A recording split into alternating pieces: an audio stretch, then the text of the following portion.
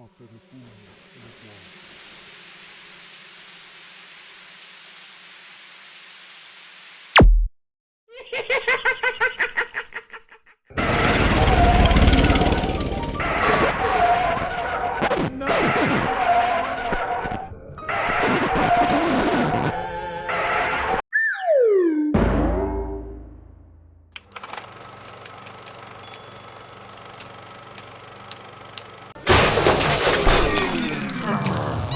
What are you doing? Like, oh my I god. don't even know what's going on.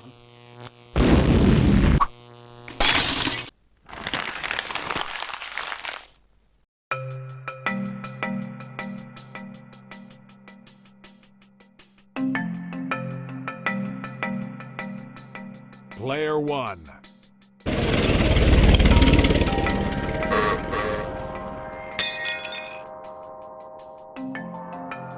Prepare yourself.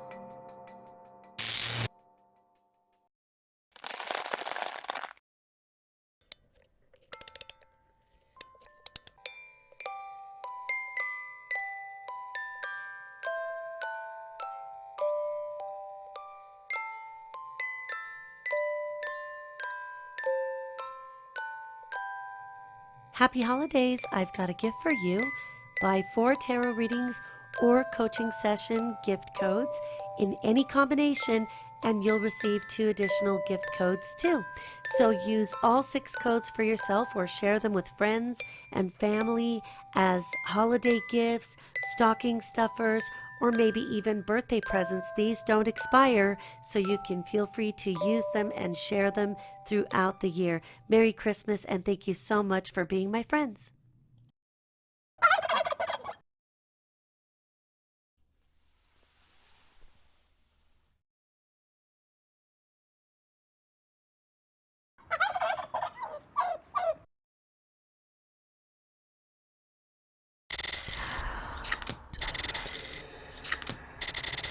Hey there, Cancer. This is your weekly reading for the week of January 4th, 2016. Happy New Year to you. I wish you well. I hope you had a wonderful set of holidays. And in the Northern Hemisphere, you guys are getting ready to go back to school, at least here in the United States. So got to wake up and smell that coffee or chocolate milk. Monday, the card you've drawn is the Tower. Don't worry about it too much, other than you need to keep in mind that I already know, due to the astrology, that there are going to be some communications that may need to be more carefully thought out to help prevent a disaster like the Tower suggests. And it might not even be your fault.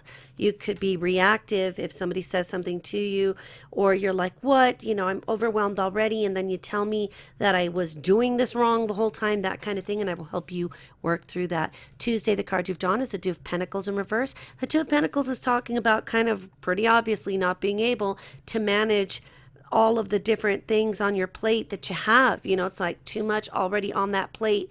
I know that about you guys, and you may need to actually start communicating that, hey, look, I'm burning up. She's breaking up. She's breaking up, you know, and you're going to end up burning up on your reentry to the atmosphere. Remember here on Tuesday that we have Mercury taking a step into Aquarius, your solar 8th house of combined everything, resources, agreements, obligations, transformation, things that need to be transformed, things that rely on another person that's based off whoever it is that's in your 7th house, which for you guys, obviously, it's not going to be a spouse, or certainly, God forbid, I hope not. So this is really where you really need to take the cue that when Mercury takes that step into Aquarius, it is going to then stop, go right back into Capricorn, that solar 7th house, which is actually more grounding because you can have more settled discussions if they need to be had about joint expectations in whatever way they present.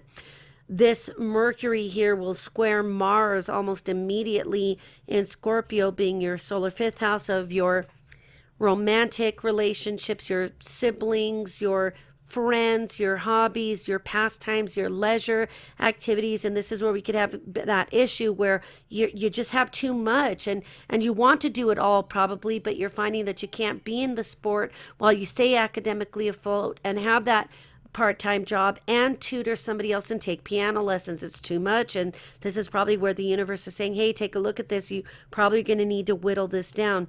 Also, Mercury will then go retrograde in Aquarius, taking those steps right back into Capricorn, and Venus and Sagittarius, your solar sixth house of those routines. And for you guys, that's the solar house of work, which is your education, will square Neptune and Pisces, your solar ninth house, where you're like, boy, I'm just trying to stay alive so that I've got a grade point average, because you may be in that group of people that are setting up to or really going to college this next semester, and you may be feeling like it's too much, just calm down, talk to somebody at school. Also, Sun in Sagittarius will conjunct Pluto and Capricorn, your sixth house and your seventh house. So this conjunction is where the sun is really trying to do you a favor by showing you what needs to change. Something here needs to change, because it's probably something that someone else can take some responsibility over, where you tell your parents, look, I would really love to be the one to do the bathrooms every night, okay, but I can't because I'm starting to freak out. You need to speak and communicate, do so in a controlled manner. You will be taken more seriously that way. Wednesday, we've got the Six of Cups in reverse, and this is talking to us about somebody else from the past that you may be thinking of. Some freer times, like a 4-year-old in preschool finger painting, and really maybe it could be somebody that you not only thought of but comes back into your life. That was a very good friend of yours that you're like, I miss those good old days when me and my best girlfriend, we could just go to the beach and chill and hang out and look for sand crabs and play. And then here I am freaking out because I'm going to college and I'm starting to feel like I miss those carefree days. That's why I tell people, don't feel like you want to grow up too fast. It's a lot of responsibility, so enjoy each day that you are a child, and don't take that like I'm insulting you. I'm saying it is really good to be a child and not having to do things like pay taxes, pay a mortgage, pay your car insurance, have the job, feed the baby. There's so much that you have to do when you're an adult that you got to pace yourself and learn the ropes as you go, and enjoy it for all it's worth, because the next day is never guaranteed. That doesn't mean you have to be reckless and don't do drugs, but we just have to make sure that we're following our trajectory, and also remembering that we don't want to grow up too quickly. Forget it. Enjoy being a young person, which means being a hippie and weird as you want to be. And maybe you're going to join a poetry group in college. That's a lot of fun too. Thursday, we've got the Ace of Pentacles in reverse. Again, not a time to initiate anything new, but if you do need help and you are reaching out, this could be also helping ground that seventh house energy so that you are more able to articulate what you need to get help changing. The Sun in Sagittarius, again, that solar sixth house squares Uranus in Aries, your solar 10th house. So and career with you guys is also is also your schooling. And then for those of you that have your eye, which all of you should, I shouldn't say those of you, all of you, when you're thinking about college and your near future long range goals, which include college, that would be evident here. So that square is saying that you're feeling like there's a challenge, that you haven't been able to get your workflow, which is your school workflow and everything, and you feel like you're suffering. Again, talk to somebody and get some help, because it isn't a bad thing to be suffering grades when there could be other ways to rearrange it so that you could handle things with more patience and without freaking out. Sometimes we just need to have somebody say, hey, calm down, do your best. That's all you're supposed to do. Just do your best. Jupiter will go retrograde in Virgo here, 23 degrees.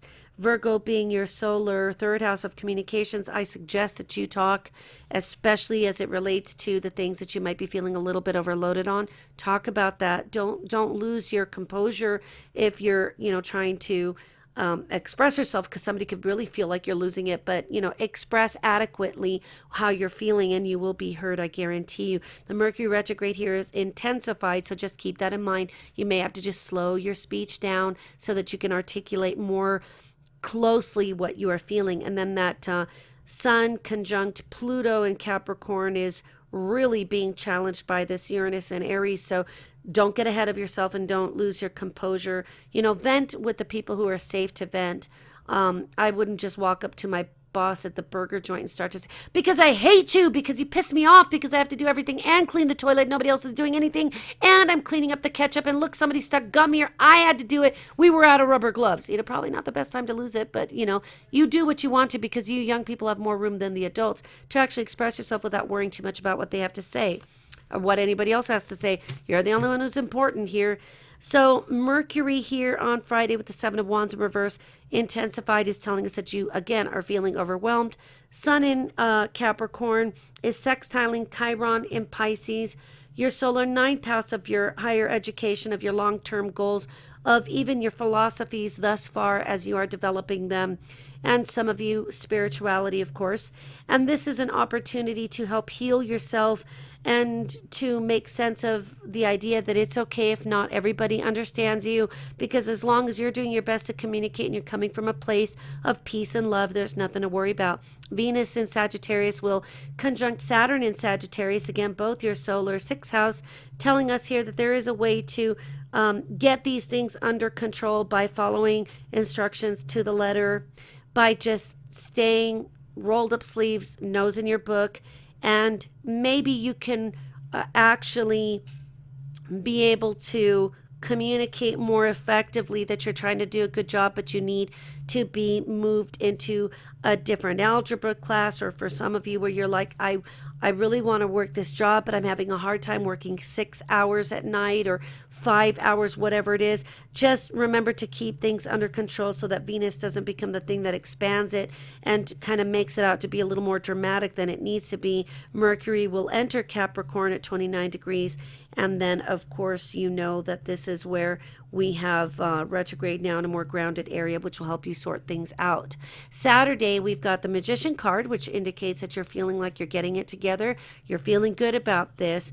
The new moon in Capricorn will also help you feel that you can get more grounded and start some new protocols or processes or routines to help you feel your most powerful and your most competent at doing what you need to do. But remember, just do your best. If it's going to make you sick, if you're going to get a headache, if you're going to freak out, if you're going to get depressed, if you're going to stress, if you're going to cry, you need to get some help, okay? Talk to the people at school. I'm telling you that they will help you. And it could even be a woman who helps you. And just because you see the King of Pentacles doesn't mean that it has to be a male. It could be a female. Again, as with any adults or anybody else, you need to just be careful. Make sure that you feel safe and comfortable. Nobody touches you. You are off limits.